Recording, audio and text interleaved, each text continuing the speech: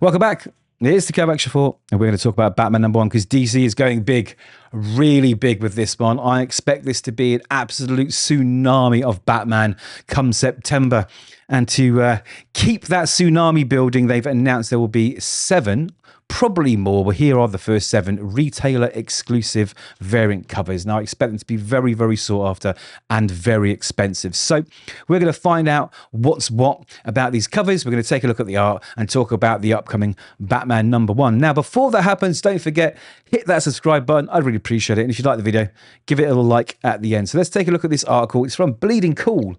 Bleeding Cool, and it's called 7 retailer exclusive covers for the new Batman #1, of course. So it says it seems to be time for another chapter in the retailer exclusive variant wars that we haven't seen for some time. Retailer exclusive covers used to be a really big thing. Back in 2011, IDW came up with the idea to launch their first Godzilla title, and 75 retailers gave it a go, adding 37,500 orders onto the total. So quickly, to explain what a retailer exclusive variant is only comic shops can get them. They can probably only get 1 per a number of orders, and they will be exclusive to that shop. So they might actually have, you can only get that cover from that particular store as well. So let's have a little looky. It says Bleeding Cool publisher Avatar Press picked it up for their Boundless imprint a few months later, and before you knew it, everyone was doing it. Good old Rich takes some credit there. It says all across the industry, though it has admittedly faded a little of late, but now it seems to be happening more and more with launches of Teenage Mutant Ninja Turtles, the Absolute line, and more. Now, I remember way back there was a BPRD. I think it was a retailer variant, and living in England, there's no way I could have got hold of it. And I remember trying everywhere eBay, and I was so upset because it was the one book out of my time in Yola Hellboy BPRD run that I didn't have. I mean, I had everything. There was nothing that I didn't have. And I took a wild shot at emailing Dark Horse, and I explained, my collection and everything else. And the lucky devil that I was that day, the person who messaged me back said, "Listen, we got 2 final copies, and I'm happy to send you 1. Free of charge, as you're such a big fan." And I was over the moon. I've still got it to this day. So they really are sought after, and they can be very hard to get hold of. And like I say, they will be super expensive. It says to get an exclusive retailer cover from Marvel or DC, shops, shows, or curators had to order a minimum of 3,000 copies. So for your 3,000 copies, you get 1 of the variant. It says with subsequent variants of the variant at 1,500 and 1,000. They would pay the full wholesale price plus the artist's costs unless they are representing the artists themselves. These could be sold for premium prices or used for promotional purposes, as they often had the name of their store somewhere. We are starting to see more announcements for the new Batman #1 by Matt Fraction and Jorge Jimenez. So yes, so like I say, for example, let's say a big comic shop, they could pay Jay Lee, Mike Mignola to do a cover, and only those guys would have that cover. So it was quite a big expense, actually, if you had to pay for the art up front, and then you had to pay for the 3,000 copies. It's pretty insane. So what do we know about Batman right now? And this is promising to be a bold new era under the masterful pen of Eisner Award-winning writer Matt Fraction. And he's very famous for his groundbreaking Hawkeye run, which was pretty good. And of course, the dynamic art of Jorge Jimenez. Now, Batman 1 is set to hit the shelves on September the 3rd, so we're only a few weeks away. And drawing from preview art and Fraction's interviews, this relaunch is going to spotlight Batman's unyielding grit and clever resourcefulness amid themes of transformation, the eternal tug-of-war between Bruce Wayne and his caped alter ego, and the nurture versus nature battles of Gotham's villains. So I guess from the previews, we've also seen sort of Killer Croc there. So I guess Killer Croc is maybe trying to shed his past. We're all going to find out in a few weeks. So each issue is going to deliver a standalone epic that feeds into like an overarching saga, which should give the team the opportunity to unleash such a wild variety of like tones, trials, triumphs, and stories, and really have fun with the book. I like the fact that it's going to be overarching story that ties them all together. So I'm hoping we're going to get some high octane superhero flair, some fresh gadgets. I know we've got a new Batmobile coming and new costumes. I think Robin's got some really cool grip boots. Maybe you can walk up buildings. I'm not sure. And we've got a vibrant neo-futuristic Gotham bursting with pop noir energy instead of the endless gloom that we're normally used to.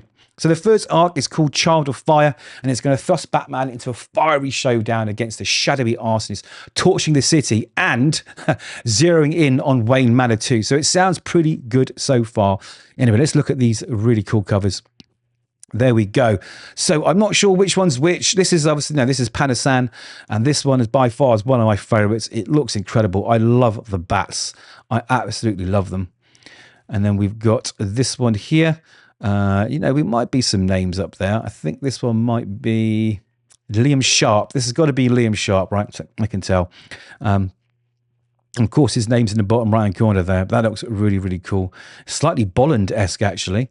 I guess this might be Steve Lieber.